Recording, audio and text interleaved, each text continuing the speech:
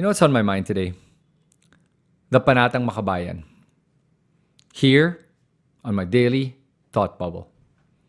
Now, the other day, Congressman Marcoleta asked ABS-CBN's Gabby Lopez to recite the Panatang Makabayan, at least the first line.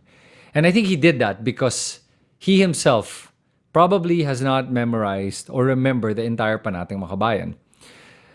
And honestly, I think majority of us, including myself, I'll be honest with you, I don't remember the entire Panatang Makabayan. But on this podcast, I will indulge all of you. And if you make it to the end of the podcast, you will hear me recite the entire Panatang Makabayan. And I'm going to challenge you also to do the same. But I wanted to talk about this because maybe the silver lining of Congressman Marcoleta mentioning it is that at least now it's in the forefront of our consciousness. And it's something that's important because I realized that a lot of Filipinos now are forgetting that very first line of the Panatang Makabayan, INIIBIG kong Pilipinas. I love my country. Because nowadays, more than ever, most Filipinos love their politicians.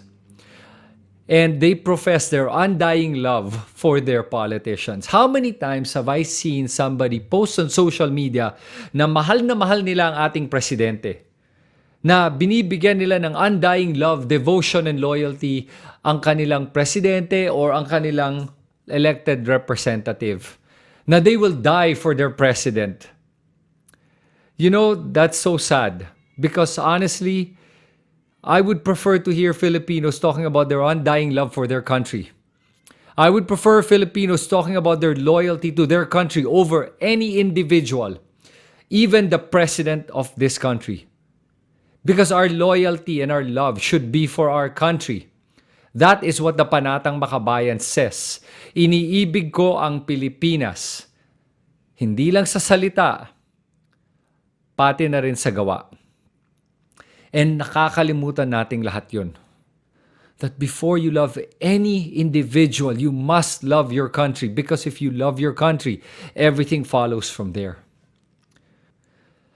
You love your country by buying more local, by supporting local industries, by speaking up against anyone that does anything against your country and your kababayans. That is how you love your country and that's how you become patriotic. You speak up when somebody is against your country. When somebody kills your own kababayans, you speak up. You speak up and be angry when our own government sides with China against our own fishermen who were rammed by a Chinese boat and left to die in the sea by the Chinese. You speak up when you hear our government officials siding with the Chinese and saying na tamad ang mga Pilipino at hindi sila marunong kaya i-hire ang Chinese workers over Filipinos. You speak up when you hear our government officials prioritize pogos over our own Filipino workers. You speak up when you hear government officials say, pwede bang for the local poultry raisers, don't produce so much chicken so we can import chicken?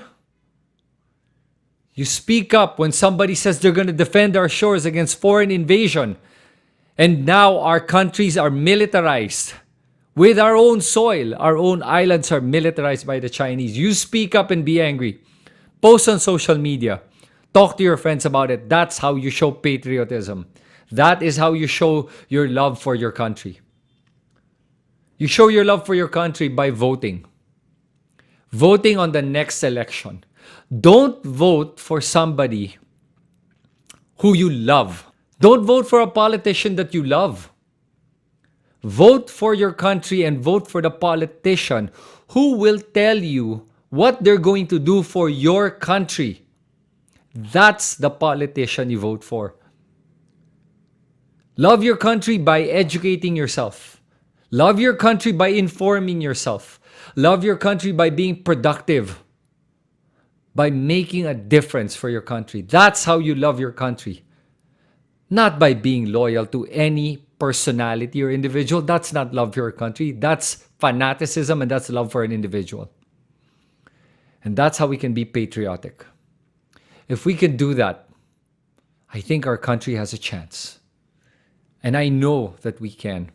We just have to be reminded of it, na mas importante ang ating bansa over any politician or any individual.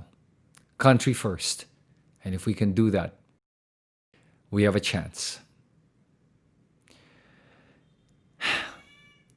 And now, I'm going to recite the Panatang Makabayan. Panatang Makabayan, iniibig ko ang Pilipinas, ang aking lupang sinilang, tahanan ng aking lahi.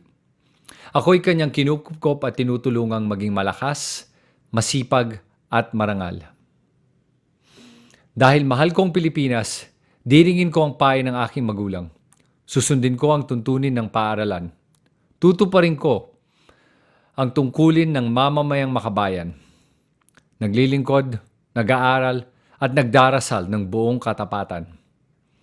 Iaalay ko ang aking buhay, pangarap, pagsisikap sa bansang Pilipinas. I encourage all of you guys to also do the same and recite the Panatang Makabayan. And this is Chris Tan, and I am Filipino, proud to be a Filipino, and I love my country, the Philippines. And this is my daily thought bubble.